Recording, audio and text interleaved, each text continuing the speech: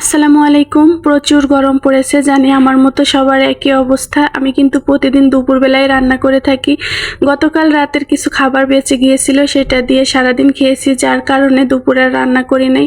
তো রাতে রান্না করতে চলে আসছি, আর রান্না করতে এসে তো আমার খুবই কষ্ট হচ্ছিল। আজকে ভাবলাম যে একটু হালকা পাতলা কিছু রান্না করব, যেহেতু প্রচুর গরম পড়েছে, একটু সবজি দিয়ে মাছ দিয়ে রান্না করব। তো মাছটা অনেক দিন ফ্রিজে ছিল, যার কারণে একটু বেশি করে ভেজে নিচ্ছিলাম, আর সাথে ছিল কিছুটা ডিম।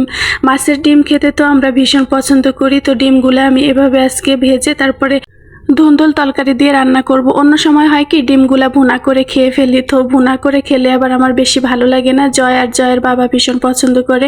তো মাছ ভাজতে ভাজতে আমি মশলাটাও বেটে নিয়েছিলাম, সম্পূর্ণ বাটা মশলায় কিন্তু আমি রান্না করে থাকি। শুকনা মরিচ, রসুন, পেঁয়াজ আর জিরা বেটে দিয়েছি। এখন লবণ হলুদ দিয়ে মশলাটা আমি খুব সুন্দর করে সময় নিয়ে কষিয়ে নিব। এই মশলাটা যত কষানো হবে তরকারিটা খেতে কিন্তু তত মজা হবে। মশলাটা যখন কষানো হয়ে গেছে, এখন আমি ঝোলের পানি দিয়ে দিলাম। যেহেতু ধুন্দুল তরকারি রান্না করব, এটা রান্না করতে কিন্তু বেশি সময় লাগে না। এই তো পানিটা যখন ফুটে উঠেছে, আমি কেটে রাখা ধুন্দুলগুলো দিয়ে দিলাম। এই ধুন্দুল কিন্তু সিদ্ধ হতে একদমই সময় লাগে না, একটু ঢেকে দিয়েছিলাম আর খুব সুন্দর সিদ্ধ হয়ে গেছে। এখন আমি ভেজে রাখা মাছ আর মাছের ডিমগুলো একসাথে দিয়ে দিব।